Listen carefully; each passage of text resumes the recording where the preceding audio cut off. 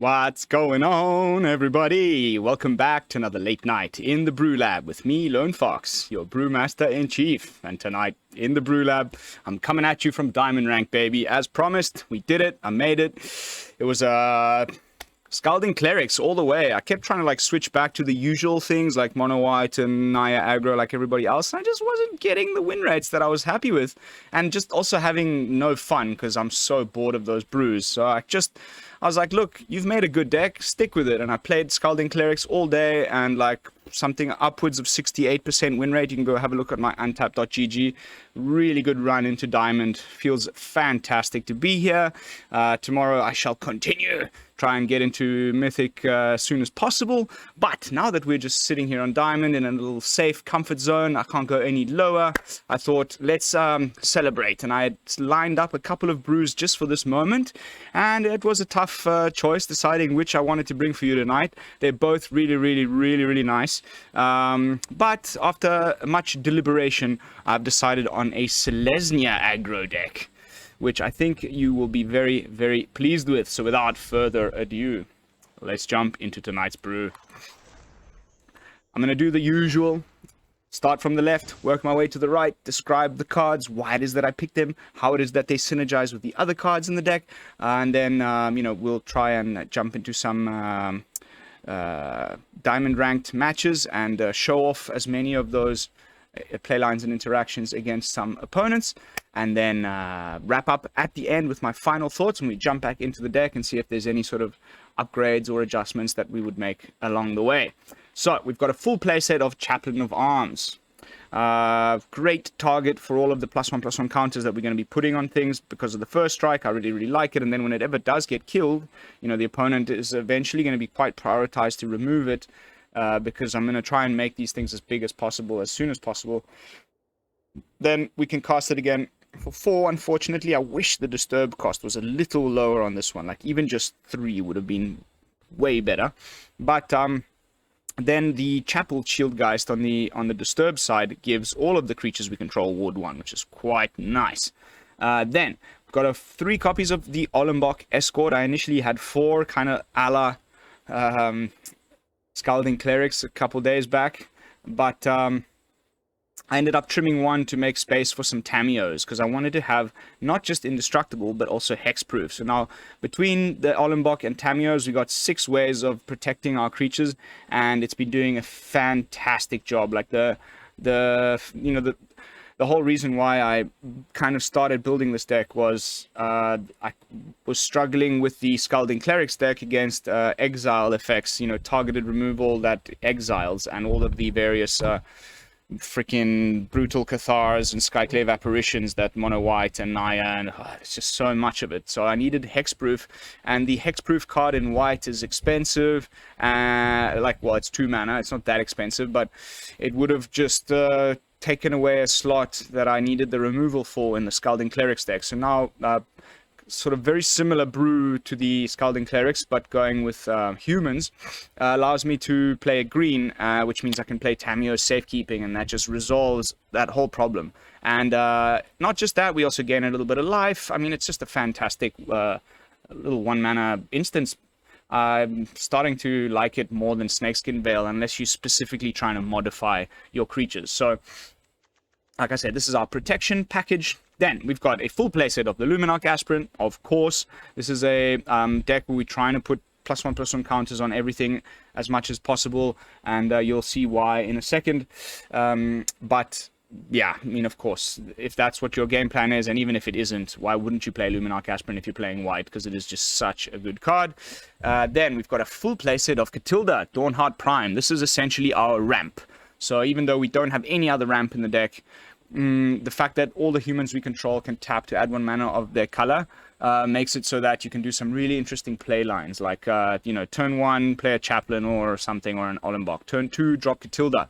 Turn 3 you can now, and if you've played your 3rd land on turn 3, you've got 3 mana plus Katilda herself can tap for mana, and now the Chaplain as well. So on turn 3 you have 5 mana available to you, and you can play your bigger stuff. It's fantastic. Even though it's legendary, I want to make sure that I almost always cast this on turn 2. If I don't, then I've got the Aspirant instead, which is also a great play, but Katilda, wowee. And the protection from werewolves comes into handy more often than you'd think. There's still the occasional Gruul Werewolves deck running around, or even just a mono-red aggro with the Reckless Stormseeker or what have you, or, you know, your aforementioned Brutal Cathars can't exile this guy. Plenty of nice little things that suddenly the protection from werewolves actually comes into handy for. And then once you get to 6 mana, which again is very easy to do if you go wide, you can use your creatures to tap for mana, then you can pay 6 and put a +1/+1 counter on each creature you control, which is perfect in this deck. And again, I'll get to the reason why in a second. Next up, we got a full playset of the Sparring Regimen. Enchantment for 3 mana. It's been around for a while. I'm sure you've all seen it. Whenever it enters the battlefield, you get to learn. So before I continue to describe the card, let's have a look at the little lesson board that we've got over here. I've gone for a single copy of Academic Probation to stall the opponents from casting, let's say, a sweeper that you know is coming or whatever. You can also stop a specific creature from attacking or blocking, or even a planeswalker from activating its abilities for a turn, which is great.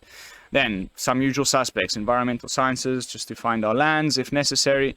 2 copies of a containment breach, because there's so many enchantment decks still. During today's diamond run, the number of NAYA runes players that I played, and I actually I think my win rate against NAYA runes is like something really, really high. Yeah, it's not actually as good as they all think. If they don't get that nut draw, I was beating them like crazy. But still, picking off that Hallowed Haunting, or you name it, the what's his name, the 2-drop, the Selesnya 2-drop guy that's an enchantment creature. I mean, there's so many great targets for. That's why I've gone for 2 copies of Containment Breach. Then we've got 1 copy of Expanded Anatomy, because we are a +1/+1 counters deck, so trying to put that on your creatures is good. And also Vigilance is quite nice, especially against, you know who I mean, the Wandering Emperor.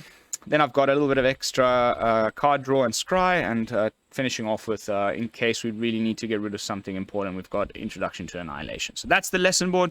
Going back to the Sparring Regimen. Whenever you attack, you put a +1/+1 counter on a target attacking creature, and then you untap it. Which is quite freaking nice, because it gets to stay up as a blocker. And, you can just keep growing your guys. And again, putting +1/+1 counters on things, very important. Next up, one of my favorite cards. You guys can go back and look in the, and actually I'll leave a link in the description down below. There's still a standard legal brew that I put up a good few months ago now that was featuring a full playset of the Hamlet Vanguard and Chaplain of Alms, where I was going for like a ward tribal deck. Really, really explosive, and got me some good wins. This thing is a 1/1 for 3 at face value. When you first look at it, you're like, huh? But then you read the text. When it enters the battlefield with 2 +1/+1 counters on it for each other non-token human you control.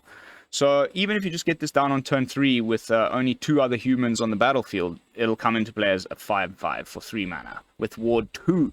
What? Then the more, the later in the game you top deck one, and the wider you've gone, these things can come down as 9/9s, 10/10s, whatever. It's fantastic. I love Hamlet Vanguard, and it's one of the main cards in the deck, like our main sort of beatdown card. Then, I got 3 copies of Laid to Rest. Testing this one out. So far in testing, it's been pretty good to draw us the occasional card when a human you control dies, and most of the humans we have will have also +1/+1 counters on them. So if any, especially if you get hit by a big sweeper and all your humans die, you get to draw a bunch of cards and gain a bunch of life. Usually kind of gets you back into the game. First time I'm playing with this one. Seems pretty good. Initially I had 4 of them, I trimmed one down to fit in another Tamiyo's. Next up, fantastic 4-drop that has seen almost no play, because of course it's a very narrow kind of specific deck that it fits in, but I really enjoy this guy. Especially the activated ability. So as long as you put 1 or more +1/+1 counters on a creature, doesn't have to be the Paladin, a creature, then Sigardian Paladin has Trample and Lifelink. And then you can also pay 1 colorless and Selesnya, green and white, target creature you control with a +1/+1 counter on it gains trample and lifelink until end of turn. So you can, you can see how that already is starting to synergize with Sparring Regimen, or even with just Luminarch Aspirant. Like, there's just so many ways of that every turn you'll be putting +1/+1 counters on things, and then you can automatically get trample on the Paladin, and perhaps pay to give one of your other creatures trample and lifelink. And the cool thing is, this is instant speed. You don't have to tap it. You can do this defensively, offensively. There's lots of cool little tricks that we can do with the Paladin, especially with Ollenbock. And I really hope to illustrate that in tonight's gameplay footage. Like, attacking with a Sigardian Paladin that hasn't had a +1/+1 counter put on it yet, but you've got a Sparring Regimen in turn, so it gains like pseudo vigilance and lifelink and trample every turn. Lifelink trample gets bigger and bigger. Fantastic. And then the whole reason and how this all ties together, and why I've been talking about putting +1/+1 counters on everything, is 3 copies of Sigarda's Summons. What a sweet ass card. Like, I've always known it was there. I tried a few brews when it just came out, and I was like, oh, it's a little bit expensive. How are we going to ramp to 6 quickly? And I've seen other people, I don't know if you guys follow Legend, LVD, Luca Van something. He's one of my favorite content creators. His brews are fantastic, and like he's catching up to CGB as far as subscribers. He's just one of the best on YouTube, and if you don't follow him yet, I highly consider you go give him a follow and tell him Lone Fox from the BrewLab sent you. But he had a deck where he was basically trying to discard this and then reanimate, or bring it back from the graveyard with Restoration, I believe it was, Eiganjo Restoration or something like that. But my plan is to just ramp there with Katilda. We can quite easily get to 6 mana with Katilda. If you've just got like 3 lands in play and 3 creatures, boop, you cast Sigarda's Summons. Sigarda's Summons, wow. 6 mana enchantment. Creatures you control with +1/+1 counters on them have base power and toughness 4/4 and have flying and are angels in addition to their other types. So even if you just have a 1/1 Chaplain of Alms and you've like just played your Sigarda Summons, you attack and you've got Sparring Regimen in play, that 1/1 just goes boop, untaps, gains flying, becomes a 5/5. Like, I've had it where, like, the turn before I activate Katilda's ability for 6, give all of my guys a +1/+1 counter is enough. And then I wait, and the opponent's like, he's just used all of his creatures to tap for mana, whatever. But I calculate it. I see I've got enough life total left to survive a hit from the opponent, and they have no idea I've got Sigarda's Summons in hand. The following turn, I play the Summons, and everybody just gains flying and like gets huge, and my god, it's fantastic. Because the base power and toughness of Hamlet Vanguard is only 1/1. So even if it's coming to play as like a 5/5 on turn 3, and then it suddenly just becomes a 9/9 with flying. It's like a 1-turn kill, game ending stuff. Fan-freaking-tastic. So much fun to play with. So 3 copies of Sigarda's Summons at the top end, which brings us to the mana base, where we've got a couple of new interesting things. Some of the usuals, of course, Lair of the Hydra, Cave of the Frost Dragon, 1 of each. Then I've gone for 2 of each. Lately, I've been going for 1 of each of the new legendary lands, but I've again gone for 2 of each in this brew because it's okay. It's not a very mana-hungry deck, and I did want to have an extra removal spell because we basically have none other than a couple things here in the lesson board, and also for removing enchantments. Again, plenty of NAYA runes running around, so a couple of Boseijus. Then we've got 1 Bretagard Stronghold, which, if you don't know it already, it's one of these lands from Kaldheim that had these like pretty expensive activation costs. Sometimes it's really annoying to top deck this when you just need a land, and it will pretty much it always enters the battlefield tapped. So if you get it in your opening hand, just play it straight away on turn 1. So then it's done. But then at some point it can really save your ass, because you can just pay 1 green, 2 white, sacrifice it. You put a +1/+1 counter on up to 2 target creatures you control. They both gain vigilance and lifelink at the end of turn. So, sometimes that really can swing the game for you. When the opponent thinks he's got you, you just do that on your 2 biggest creatures, attack in, bring your life total straight back up, and continue from there. So 1 copy of Bretagard Stronghold, and then last kind of new one that I have not played with at all, but I've seen a lot of people using it in tribal decks, Secluded Courtyard. taps for any mana of any color, as long as it's to cast the creature spell of the chosen type. So when it enters the battlefield, you choose a creature type.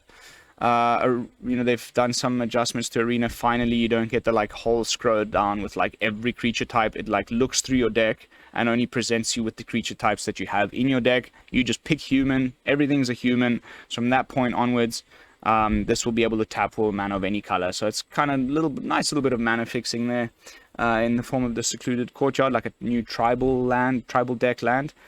And the rest are just basics and duels as usual. That's the deck. Selesnya aggro. Let's jump into some games. Diamond rank games. My first diamond rank game. I got there and then I hit record. So let's see how the deck performs on diamond. The other brew that I had lined up for tonight is Bant Midrange. It's also doing really, really nice. We'll have to keep that one for another day, so don't forget to tune in for that. And I hope you guys can't hear this wind blowing too much in the microphone. It's howling tonight, but it's good. It's so hot. If it wasn't, I'd be really, really... Ooh, that's a beautiful opening hand. It's about as good as it gets, really.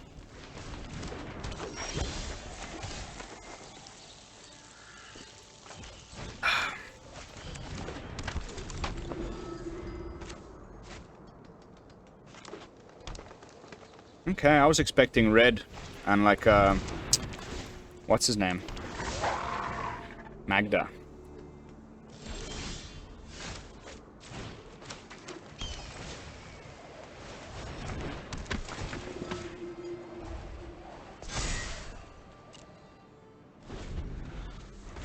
Hamlet Vanguard coming down next turn. And then we'll play the Sparring Regimen the turn after that. And we're off to the races. Okay, it was Gruul. I was right.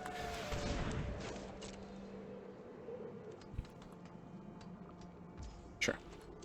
Go for it. Attack. See if I care. Okay. Interesting. Sure, man. No problem. I'll take 2. Watch this. Ooh, nice. Skadoosh.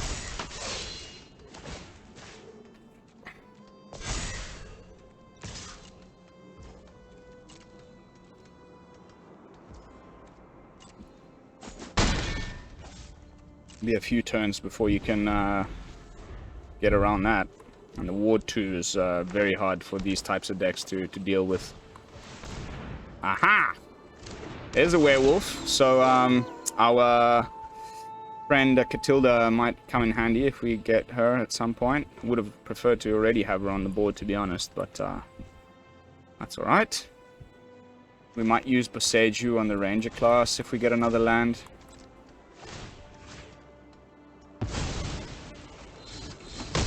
Gain some life as well.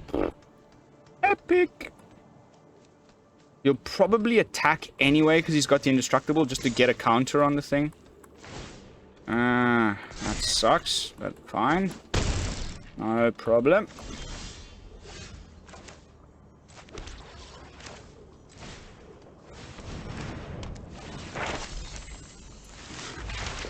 Payment breach.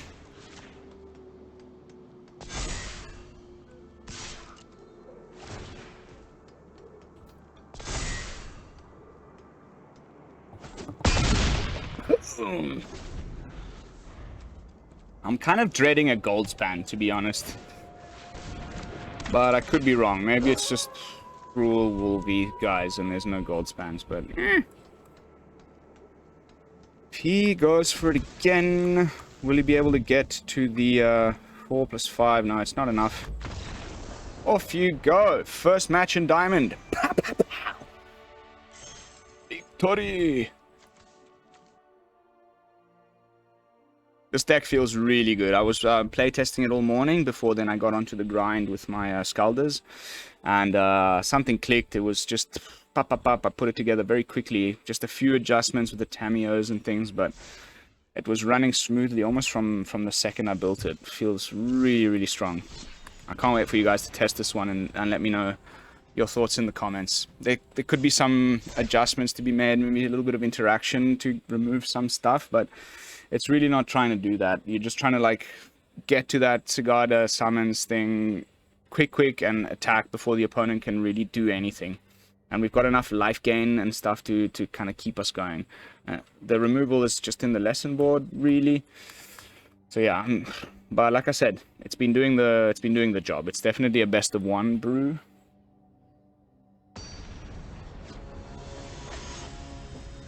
Oh, man, this Kenyan beer is really nice.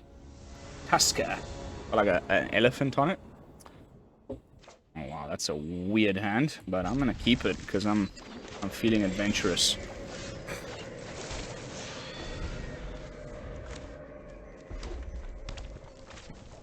Okay, Mardu. Ram session.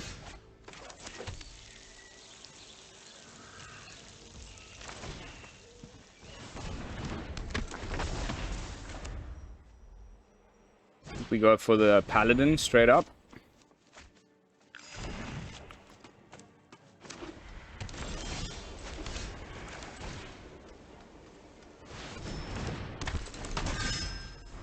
I'm worried about Uber Sweeper Tribal here with Mardu colors. Tends to be that type of a thing. Okay. El Sereno. Under my neither vampire nor you will serve me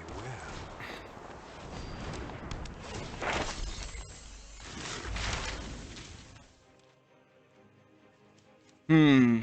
What's gonna be the most useful thing here? Probably try and like draw into something more interesting than just...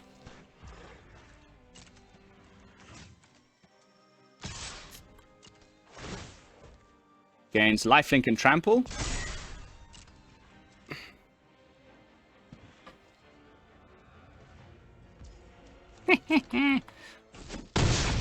I need some of our ways of saving things, because the sweeper's coming. I can feel it.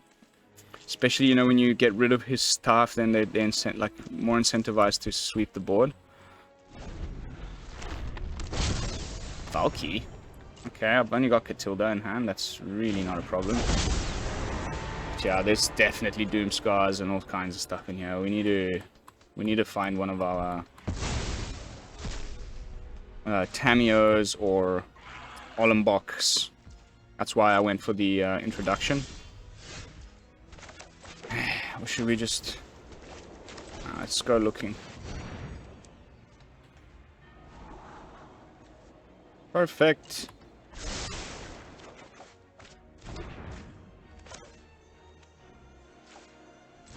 Cool thing is we can tap our own Paladin to protect our own Paladin. You know what I mean?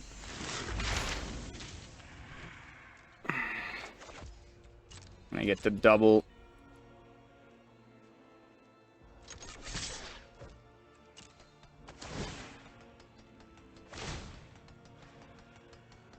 Come on, untap. Whew. There was a window there where he could have done something, I guess. Now we've got Tamiyo's up or whatever. And it's multicolored, so no Vanishing Verse. Sorry. Watch him try to exile it. Oh, this is going to be amazing. I won't stand by as innocent people are slaughtered.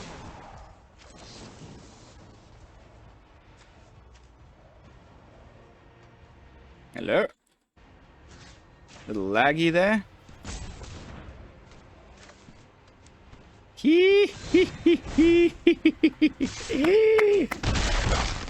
Oh, that's good. Whew.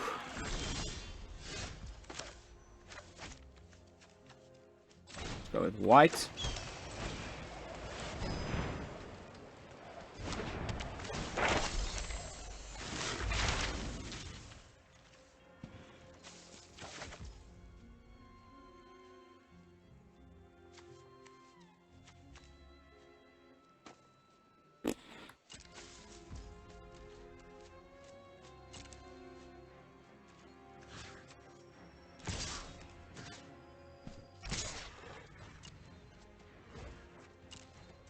triple Sparring Regimen was a great idea.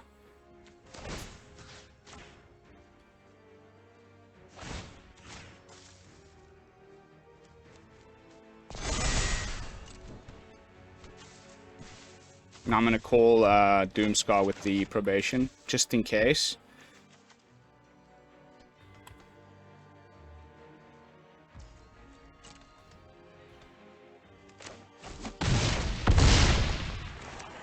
Up to 39 life. I quit.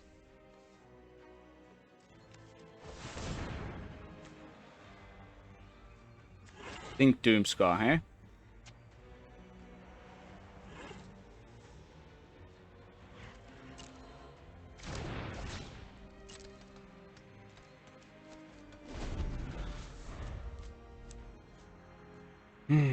Shadow's Verdict won't do it. He doesn't have enough mana for a Meat Hook Massacre.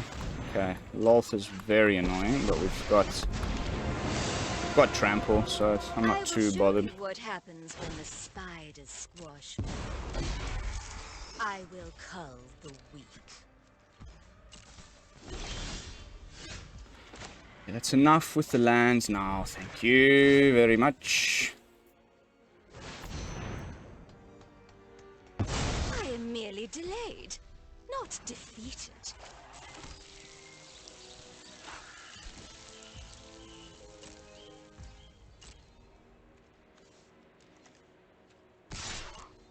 It's a big paladin.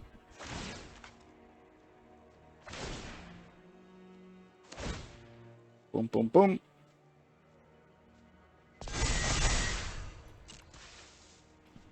I think next turn we just go with the Lair.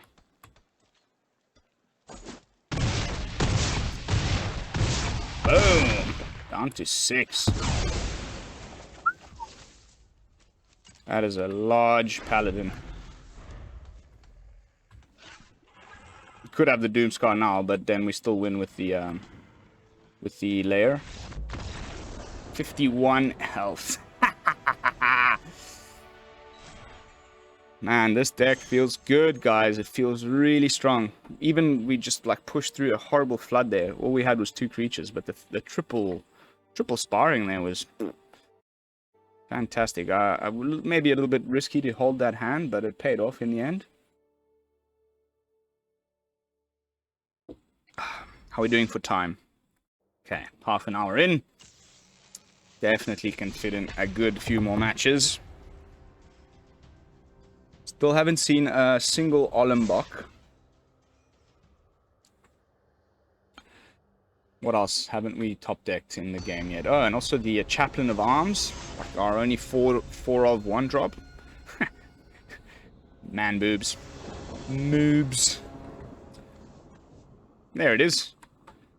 There it is. Okay, it's not the best hand, but I'll keep it. I'll keep it. Got a 1 drop, and then we can protect it, and then we can maybe we'll hopefully top deck Katilda. Oh, nice sleeves. Very nice.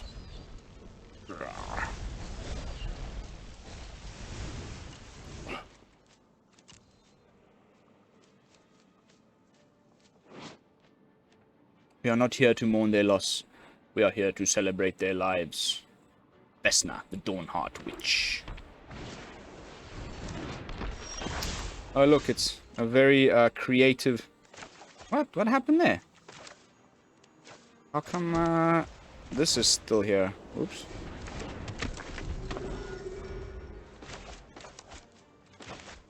Yet another mono-white player. Don't you ever get bored, man. Yep. I'm so sick of it, honestly. I just cannot bring myself to play it.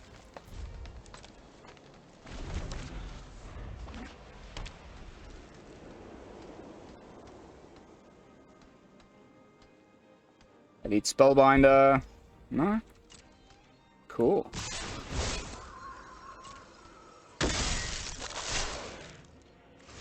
Watch this.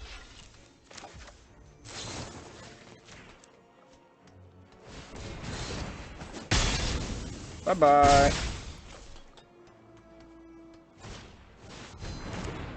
You don't have the ward. Oh, that's so good. LOL.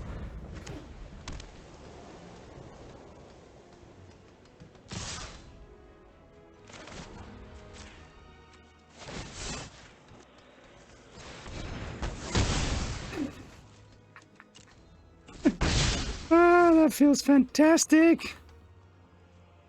That's a bug, hey? Okay, okay, fine. Be that way then. Let's get our 4-4 down. Hopefully he doesn't have another Brutal Cathar waiting in the wings. Yeah, that's enough lands now. Thank you very much, deck.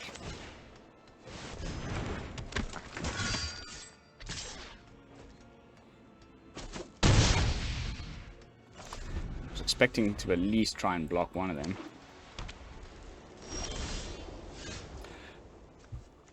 Okay, Bloodtastic or what?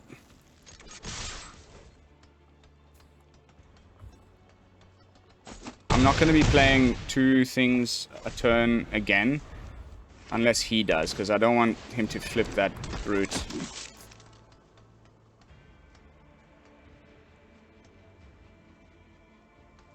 Come on, give me something. Oh, that's not it. I mean, I'll play it.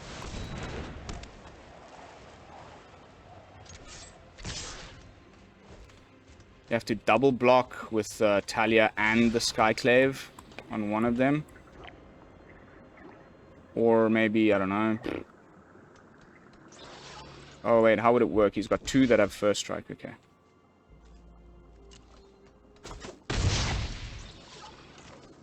I'm okay with that. We get to draw a card here. Ollenbock. We need to put counters on things.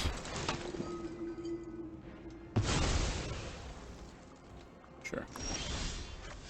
That won't do it. Okay. Okay.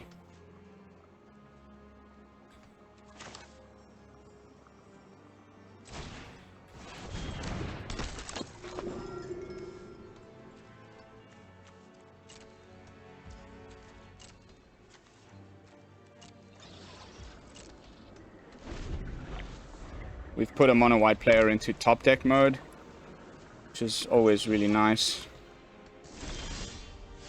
Dude, I'm freaking out. Like, what's with this floodage? Okay, so how big a Hydra can we make? 1, 2... Sorry, wait, no. 1 needs to pay... 1, 2, 3, 4, 5. So we can make a 5-5.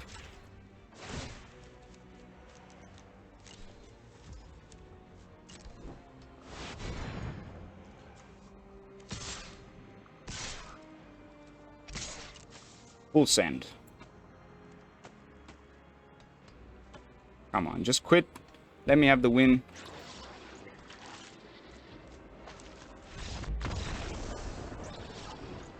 Undefeated so far in Diamond, baby. Yeah, yeah, yeah, yeah, yeah. I think we're probably going to do a slightly shorter one. Just, oh, well, let's see. Let's see how the next game goes. I don't want to end on a loss, but if we end on a spectacular victory on the next match, I'll probably just call it a night. We've done a... except, I have not shown off the Sigarda thing. So strange that, like, we're just flooding so much. We haven't, like, drawn any of the stuff that puts counters on things, and then also the Sigarda summons. I kind of really want to show you guys how sweet that is when it goes off. Also, not, like, any Katildas, even though it's a 4 of. Sometimes the shuffler is so weird, man. Mr. Pistol. Pardon me. That's a nice hand.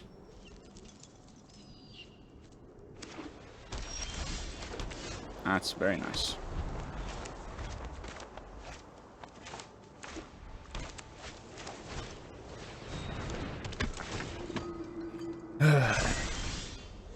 Every day, the same guys.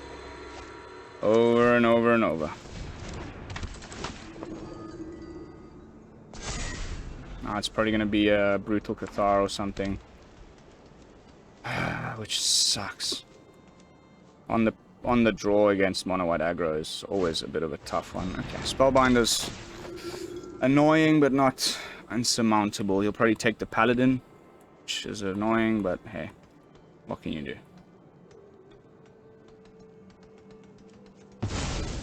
Ooh, okay.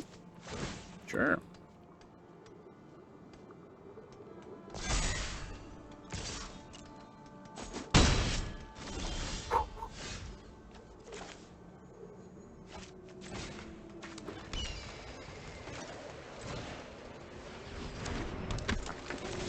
Vanguard next turn.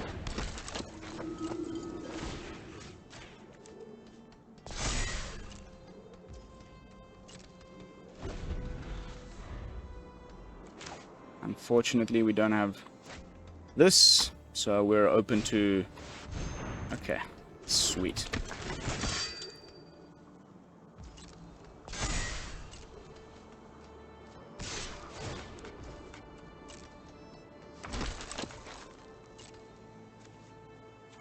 Our Hamlet Vanguard is going to stand toe-to-toe with that Adeline.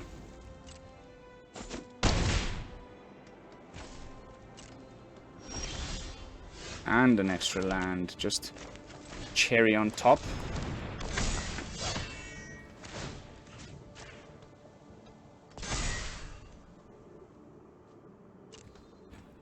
Okay. Now we get to gain a lot of life. Because that's kind of the problem with Adeline. That token comes out anyway, and if you've got something with lifelink,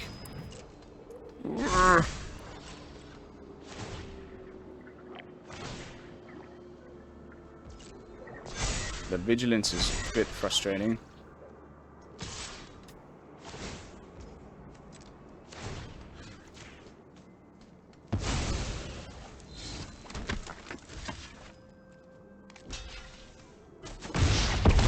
Effectively just completely mitigates the life loss there.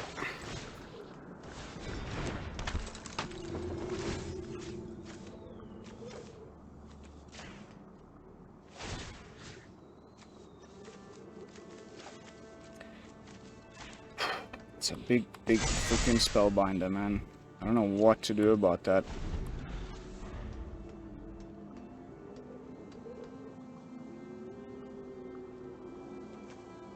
It's a good addition to mono white. A couple copies of Homestead Courage. I quite like that. I haven't seen that before.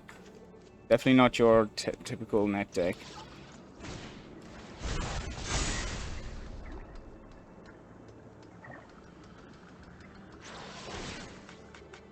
It's a bloody big Spellbinder, man. Fuck me. Urgh. I think we're dead this time around. It's a pity, but can't think of a way around this.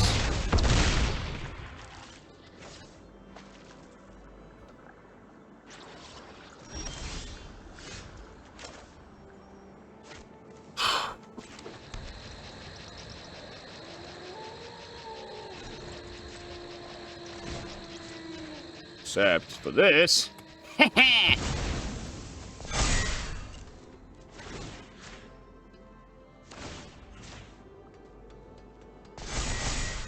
I'm okay with the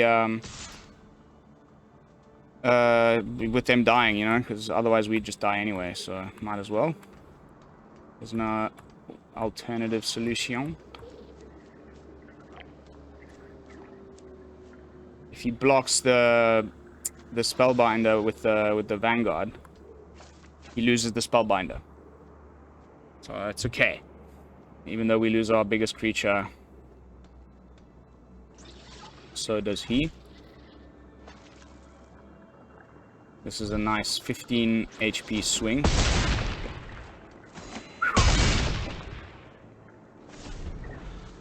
Bretagard, you beauty.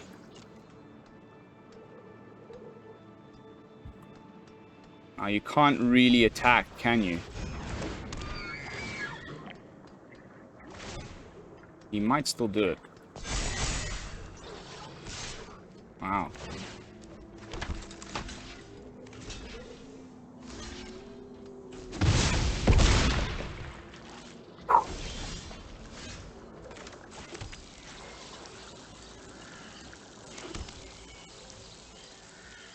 Because of the Archon.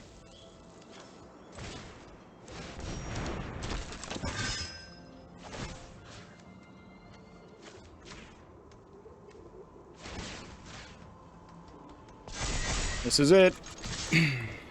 Moment of truth. We're fucked. Good game. Well played. I mean, unbelievable. 12-10 Spellbinder off of 3 mana. Typical mono white stuff. I wish there was a way out of this one, but there just isn't. Well played.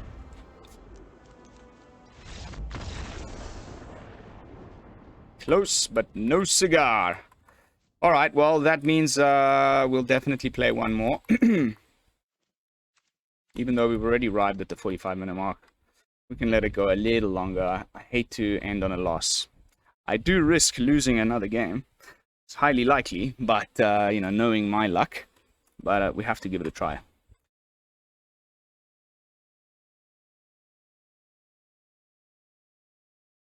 Oh, this wind is howling. You can see the lights, like, swaying behind me. Okay, last match. Let's try and win this one. Come on.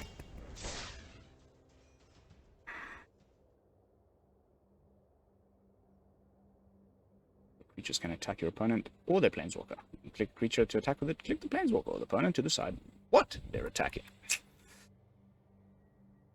Oh.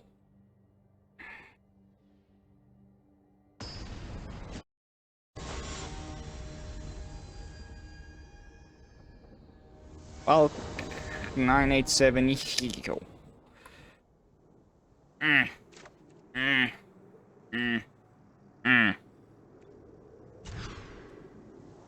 Yes, baby. Yes, baby. That's what I'm talking about. We can even put one of these away because of the ramp from Katilda.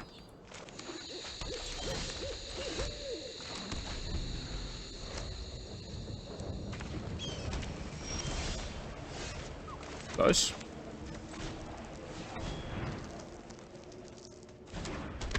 This is NAYA aggro for sure. Okay, no, it's maybe NAYA runes.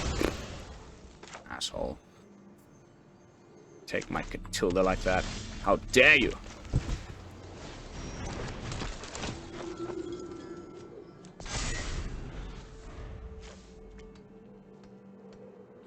We do have some Boseijus in the deck that we can probably get around that with. Okay, so it's definitely NAYA runes. Yay! How unique and special.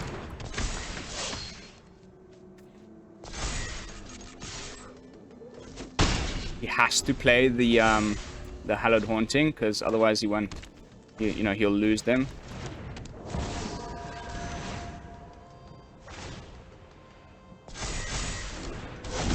Pretty stoked that he's losing one of them there.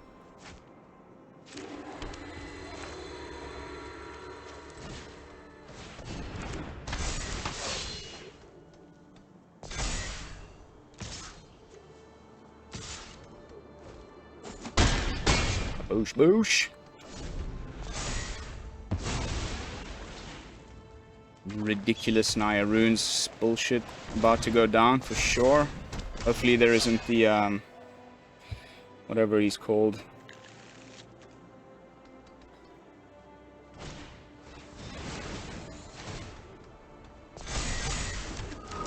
This deck is so annoying and bullshit. Like, who came up with this crap and thought it would be a good idea? I honestly just, wow, blows my mind. Ooh, okay.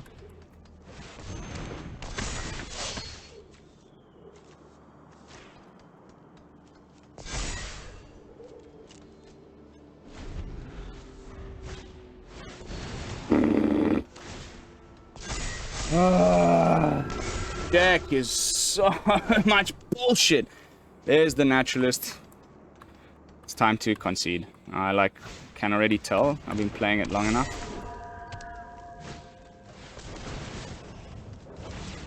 What a joke, man. This deck is just so stupid. Whoever thought it would be a good idea to do this shit, like, at Wizards, needs to, I don't know, bugger off.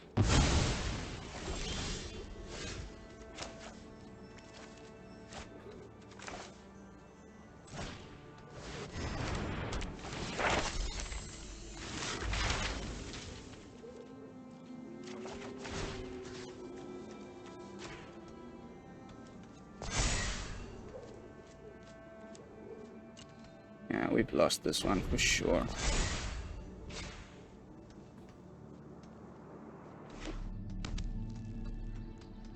I was the risk I was, you know, willing to take. But tonight we are ending on a loss by the looks of things.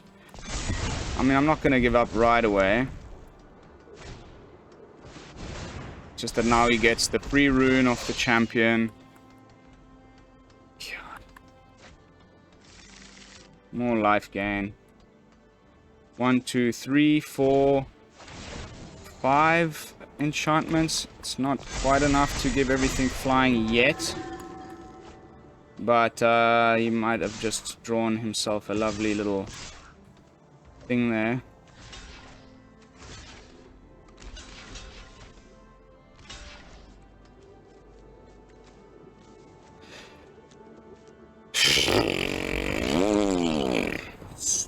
Stupid deck.